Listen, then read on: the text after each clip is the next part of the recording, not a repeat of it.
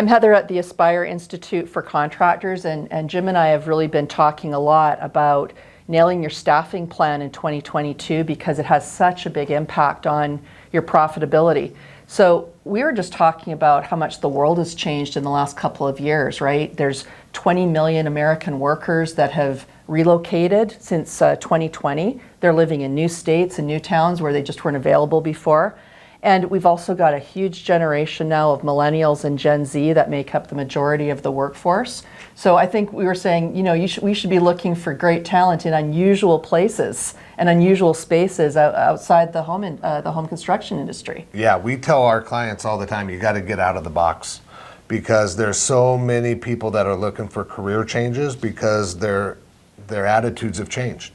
And you can find salespeople that were working for multi-million-dollar companies coming in and being the Salesforce, accountants wanting to be bookkeepers because they're looking for that change of pace, managers that can learn how to become project managers. And it opens up your hiring process just to a whole new level that people typically aren't thinking of. Yeah, I even use myself as an example. I worked for big companies for years, and in the last 2 years, it was, I really want to work for a small business where I can make a big difference.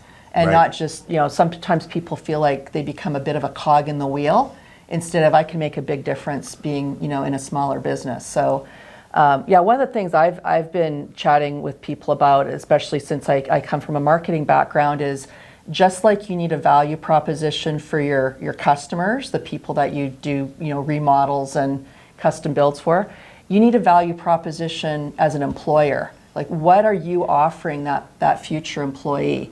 And again, it's, people are looking for a purpose. They're not just looking for pay. Yeah. So what do you do to position yourself as that employer of choice? What can you offer that's unique and different than maybe what they've been used to? Yeah, and one of the things that we did for one of our clients down in Texas was we built a continuous hiring process.